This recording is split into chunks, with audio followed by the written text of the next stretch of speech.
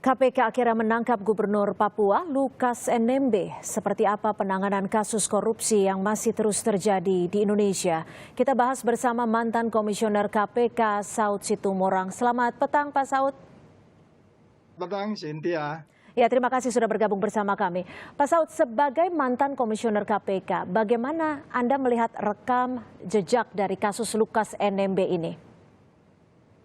Ya, pertama kalau kita bicara substansinya itu substansinya simpel ya, sederhana sebenarnya.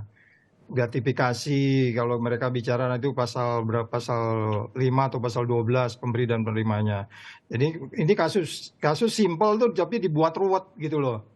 Saya nggak ngebayang kalau ini KPK saat ini nangani ketua DPR, ketua MPR atau yang lain-lain gitu. Ruwetnya kayak gimana gitu.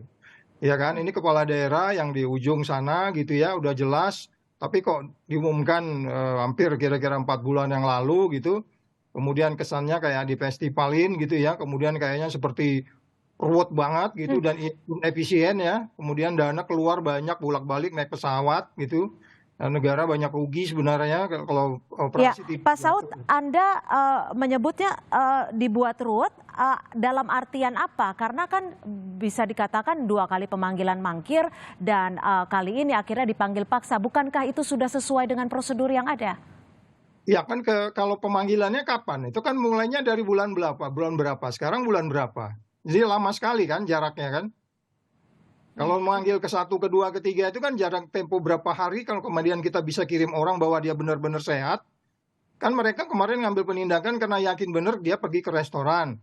Mereka yakin benar dia bahwa ada hadir di dalam resmian apa, bahwa dia bisa berjalan dengan baik secara fisioterapi ataupun apapun dia bisa ngatur keseimbangan badannya untuk jalan. Itu kan sudah menunjukkan orang itu sehat. Ya. Kita bilang Untuk proses penangkapannya sendiri Anda melihatnya sama? Apakah dinilai terlalu panjang, terlalu ruwet?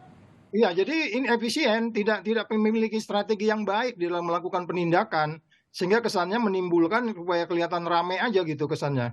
Ini kan persoalan simpel sebenarnya kalau lihat dari kasusnya dan dari profil, kalau kita profiling orangnya kan juga sangat sederhana sebenarnya. Tetapi menjadi ruwet ketika kemudian tidak punya strategi. Kalau mereka sebelumnya punya strategi, begitu ditersangkakan kan mereka langsung tahan. Dengan undang-undang baru ini kan segala macam diubah strateginya. Diubah kemudian mentalitinya juga berubah jadi kayak PNS biasa, sehingga kemudian menindak korupsi juga tidak lagi pakai extraordinary crime, jadi pakai ordinary strategi, ordinary mikir dan seterusnya. Jadi tidak jauh dari prinsip extraordinary. Kalau extraordinary Anda harus tidak seperti ini di undang. Jadi dari kacamata Anda strategi apa yang paling tepat untuk menangani kasus korupsi dari pimpinan daerah, khususnya Gubernur Papua ini? Ya pakai aja KUHP yang ada sudah cukup kok. Cuman kan kelihatannya kok jadi lama berurut-urut itu dengan alasan kesehatan. Ya kan?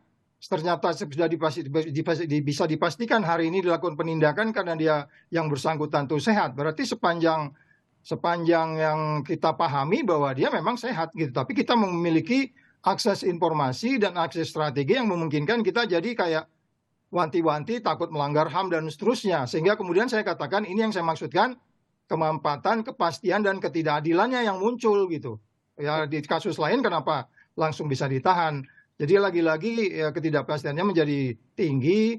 Kalau ditanya diurut-urut sebenarnya saya tetap mengatakan inilah akibat dari diubahnya Undang-Undang KPK itu menjadi Undang-Undang 19 2019, semana perilaku mereka kita menjadi perilaku ASN biasa, tidak menjadi extraordinary person lagi, kira-kira gitu. Ya, Pak Saud, ini Lukas NMB kurang lebih mungkin malam ini akan tiba di Jakarta dan akan melakukan pemeriksaan kesehatan lalu diperiksa. Menurut Anda, pemeriksaan seperti apa? Tahapan-tahapannya nantinya akan seperti apa? Singkat saja. Ya, yang penting kalau memang dia tidak bisa diadili dengan baik, dia harus dibantarkan. Mesti benar-benar sehat, nggak boleh mengadili orang sedang sakit. Itu melanggar HAM. Jadi harus diperiksa mananya yang sakit, ya kalau perlu nanti second opinion atau kemudian biasanya kita minta ID ya untuk kemudian mengawasi, kemudian kita melihat yang paling utama yang bersangkutan adalah memang fit to be trial, dia harus memang sehat untuk diadili, sehat untuk diperiksa, itu penting. Jadi itu yang harus dipastikan terlebih dahulu sebelum menjalani rangkaian pemeriksaan. Terima kasih Pak Saud Situmorang, mantan Komisioner KPK sudah bergabung bersama kami di Kompas Petang.